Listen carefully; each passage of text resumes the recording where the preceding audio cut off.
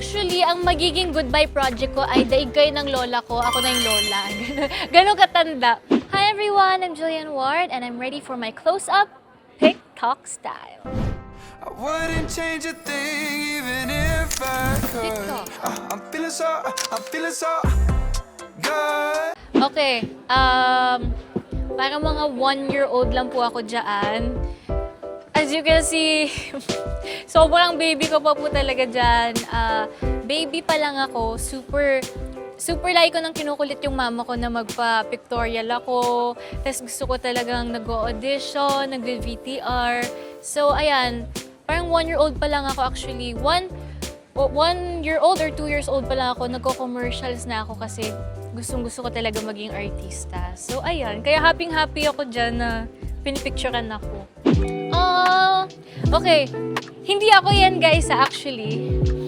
Yes, kapatid ko po yan, yung sumunod sa akin and laging nako-confuse yung mga tao kasi sobra kaming magkamuka nung ganyang age ko din po. So, ano yan, yun yung dalawa kong younger siblings. So, abangan nyo na lang, baka mag-artista rin ang mga kapatid ko, malay nyo naman, at pare-pareho lang ang mga mukha namin. So, ayun, baka po nalito kayo, pero that's so sweet, matutuwa siya pag nakita niya yung interview. Oh wow, ayan naman po, sumali ako ng Little Miss Philippines nung 4 years old ako. Actually, ano po yan, naging third runner-up ako. Pero 3 lang kami. So therefore, wala. O ano? Hindi mo pa rin nakikita si Santa? Hindi pa rin po. Ay, naku, good girl ka ba? Opo.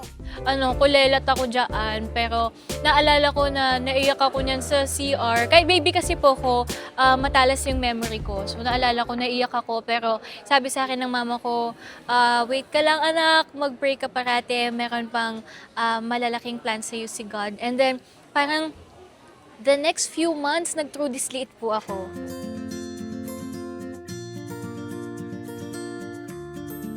So, yun talaga. Kaya, naniniwala po ako na parang talagang I was born to become an artista. Hindi, ako po kasi talaga, honestly, especially nung younger po ako, easily affected ako, madali akong umiyak. Sobrang iyakin ko. At lagi ako may words na parang, I want to give up, ganyan. Pero meron po talaga akong quiet na pagka-resilient inside of me.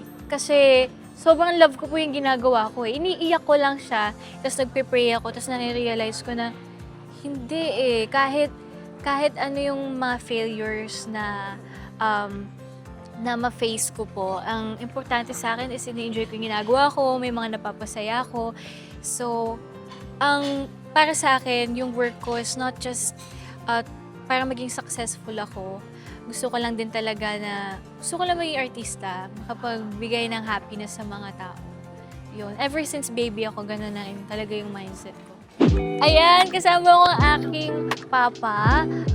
Mga ano lang po ako dyan, mga 6 or 7. At as you can see, nasa restaurant kami kasi growing up, sobrang takaw ko. As in, sobrang takaw ko. Lagi kami nasa mga eat all you can na restaurant.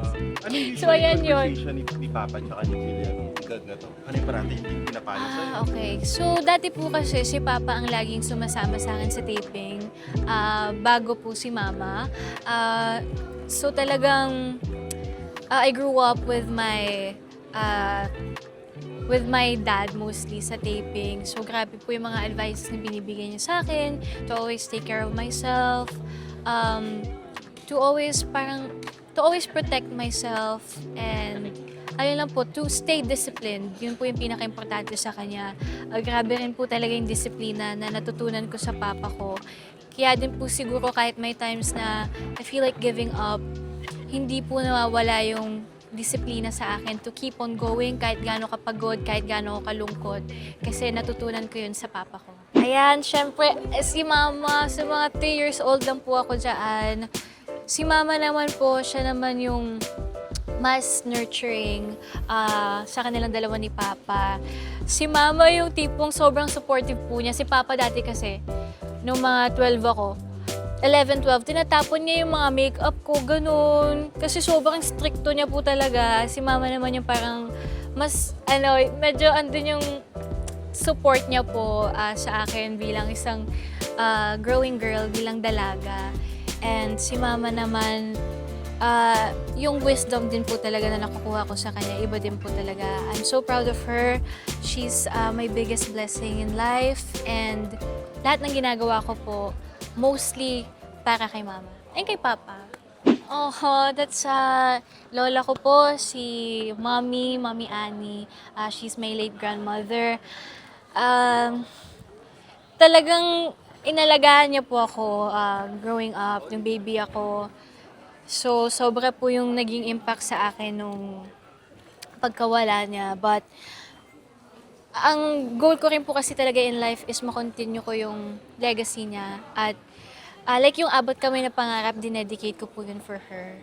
Kasi dream niya na maging doctor si mama, nung bata pa si mama. So kahit hindi nangyari yun, through her apo, ang role ko ay naging doctor ako. So dinedicate ko po yun for her and yung mga ginagawa ko din ngayon. Yes, ayan po ang graduation day ko for senior high. Ayun, unforgettable din po yan kasi syempre I'm so happy na napagsabay ko rin po yung pag-aartista and yung pag-aaral ko. And ayun lang din, kaya but proud din po ako dyan kasi gusto ko mapakita din sa mga younger ones na if gusto niya talaga, kaya niya yan. Basta ayun, just always give it your all. Oh yeah, kapatid ko po si Jermaine. That's my rock. That's my best friend. Lahat na nangyayari sa life ko, kahit anong problema, lahat na achievements ko, lahat yan nakakwento ko sa kanya. And sobrang support niya sa akin. Basta my achievements ay achievements niya na rin. I love him so much. Yan, debut ko po yan. 18th birthday ko. Akala ko talaga dalaga na ako dyan. Tapos nung nag-21 na ako, sabi ko, ay, parang ang bilis ng oras. Kasi ang naaalala ko kakadebut ko lang. Tapos ngayon 21 na ako. Tapos magta-25 na ako. Tapos magta-30 na ako. Kaya na-realize ko talaga po, gusto ko na lang talaga enjoyin yung life. Message mo na lang sa mga fans mo. Sabi mo hanggang lola ka, mapapanood ka namin. Yes, actually, ang magiging goodbye project ko ay daig kayo ng lola ko, ako na yung lola. Ganun katanda. Ayan, mga kapuso, maraming salamat po sa suporta. For 16 years, talagang nakasama ko po kayo. And I pray na ma-entertain ko pa kayo, mapasaya ko pa kayo. And I'm so excited na we're all gonna grow together. Hanggang maging lola ako, makikita ninyo ako sa TV. I pray for that. And I love you guys so much. And God bless you all. I wouldn't change a thing even if I could. I'm feeling so good.